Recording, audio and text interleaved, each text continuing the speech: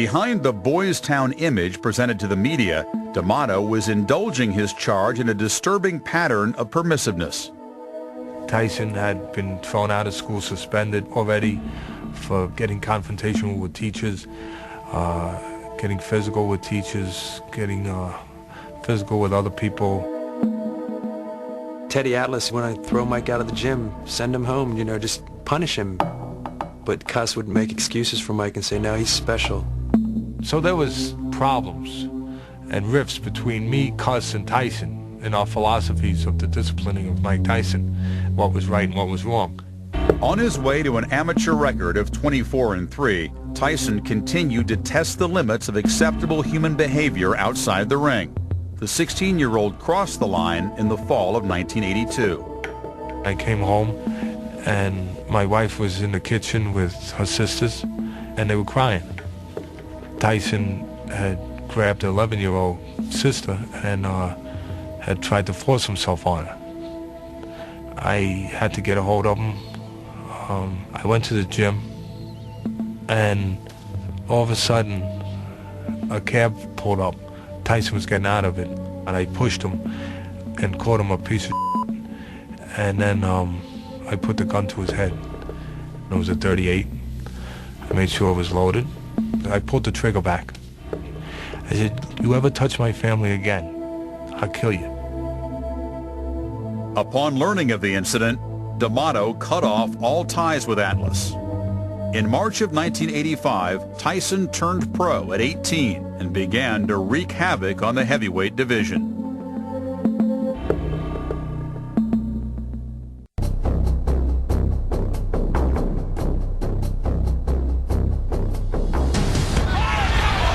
That was a right to the body and an uppercut to the head, and Burbick is down.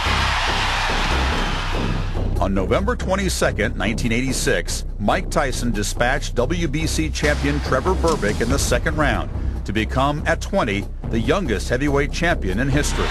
It's over. That's all. And we have a new era in boxing. But a year earlier, he had lost his emotional compass. D'Amato had succumbed to pneumonia. You can't underestimate what that did to Tyson's life. There was no one to keep any kind of hold or shape or form to his life. We won the heavyweight championship and he took a bottle of champagne and poured it on Cuss's grave. Tyson lapsed into a lightless world he knew all too well. He went back to Brooklyn and participated with this guy in a mugging in an elevator in the housing project there, just for kicks. It was just back to the streets of Brownsville to get that feeling back inside of him that he had as a kid. Despite a sporadic pattern of social misbehavior that included sexual advances and violent confrontations, Tyson successfully defended his title 6 times under co-managers Jimmy Jacobs and Bill Caton. Bill was the contract man. Jimmy was the guy that had the warm, personal relationship with Mike. Really the only thing that's keeping that car on the road is Jimmy Jacobs at that point. If Tyson's hold on his mainstream public image was becoming increasingly tenuous, his ring fury resonated on the streets of urban America. Hard, refuse to lose, black shorts, black shoes, the body abused with shots to the body, get them ribs bruised. The wrong cats fall confused when they lose. What a shot. The black community sees Tyson very, very different. And particularly, I think, with young black people and the whole, what you might call hip-hop generation, have embraced Tyson because he stands for the anti-establishment. Tyson was adopting this hip-hop image and surrounding himself with rap artists. There was just this aura that it was set up to be a good versus evil thing, and Tyson bought into this. Hip-hop was about angry black guys. Lyrics of fury, just total confrontational, aggressive, assertive stuff. Mike took all of those metaphors and made them real. When Mike Tyson came out on Welcome to the Terror Dome, and you were coming into my house, and I will skillfully and tactfully tear you down, because when I walk into the arena, it's on. But real life proved less simple.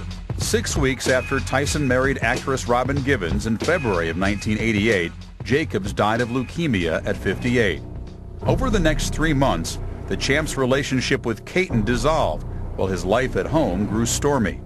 That June, the champ unloaded his frustrations in Atlantic City's Convention Hall. And he's down again and in serious trouble. A right hand right on the chin.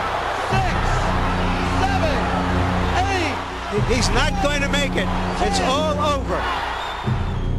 After he knocked out Michael Spinks in 91 seconds, that was as good as he got.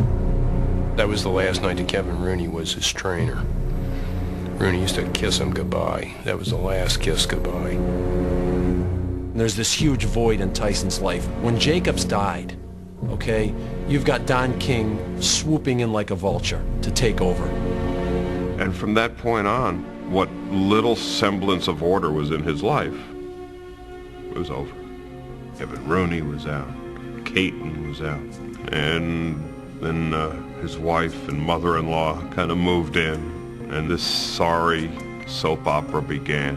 Robin changed things. In fact, almost as soon as they was married, she called to say, I'm Mrs. Mike Tyson and I'm taking over. She actually had the nerve to say that. With